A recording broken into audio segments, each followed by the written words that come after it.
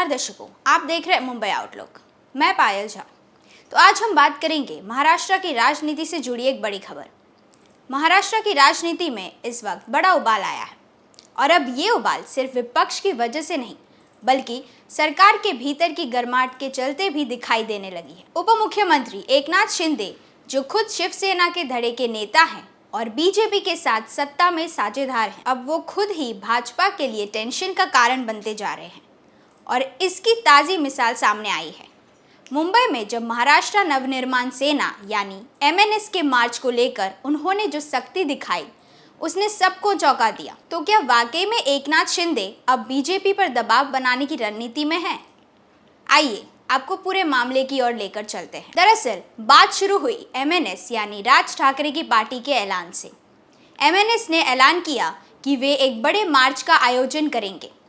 वे मार्च था लव जिहाद और घूसपैठियों के मुद्दे पर और इसे लेकर साफ संदेश था कि सरकार को इन मामलों पर कड़ी कार्रवाई करनी चाहिए। अब से वही राज ठाकरे हैं जो कभी शिवसेना के कट्टर हिंदुत्व एजेंडा के सबसे बड़े झंडा बरदार माने जाते थे, लेकिन अब बीजेपी के साथ उनके संबंधों में भी तल्खी दिखाई देती है। इस मार्च को लेकर महाराष्ट्र सरकार में हड़कंप मच गया, लेकिन सबसे चौंकाने वाली प्रतिक्रिया आई खुद उप मुख्यमंत्री एकनाथ शिंदे की तरफ से। उन्होंने इस मार्च पर सख्त रुख अपनाया, भारी पुलिस बंदोबस्त किया गया और यहाँ तक कि कहा गया कि कानून हाथ में लेने की इजाज़त किसी को नहीं दी जाएगी, चाहे वो कोई भी पार्टी क्यों ना हो। अब सवाल ये उठता है, शिंदे इतने सख्त क्यों हैं?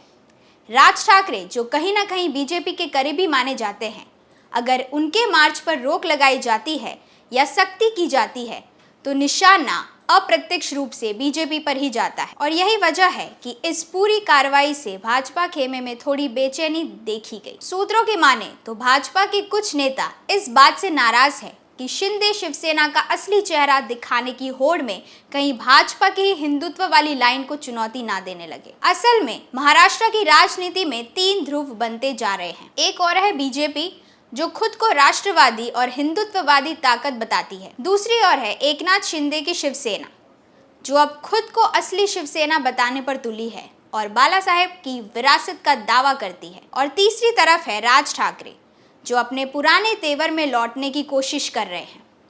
इन तीनों के बीच की खींचातान अब भाजपा के लिए परेशानी बनती जा रही है, क्योंकि शिंदे को भी अपनी राजनीतिक जमीन मजबूत करनी है और इसके लिए उन्हें सिर्फ भाजपा पर निर्भर नहीं रहना। ऐसे में जब भी कोई और पार्टी जैसे एमएनएस हिंदुत्व का एजेंडा आगे बढ़ाने की कोशिश करती है तो शिंदे खुद मोर्चा संभाल लेते हैं और वही टेंशन की असली वजह है। तो साफ है कि महाराष्ट्र की सियासत में बीजेपी को अब विपक्ष से ज्यादा चुनौती अपने ही सहयोगी दलों से मिल रही है। एक तरफ एनसीपी और कांग्रेस अब एकजुट होकर हमला बोल रहे हैं और दूसरी तरफ खुद एकनाथ शिंदे अब भाजपा के लिए साइलेंट प्रेशर बनते जा रहे हैं। आगे क्या होगा? क्या भाजपा इस दबाव को झेलेगी या फिर कोई नई सियासी चाल चलेगी? हम नजर बनाए हुए, आप भी बने रहिए मुंबई आउटलुक के साथ।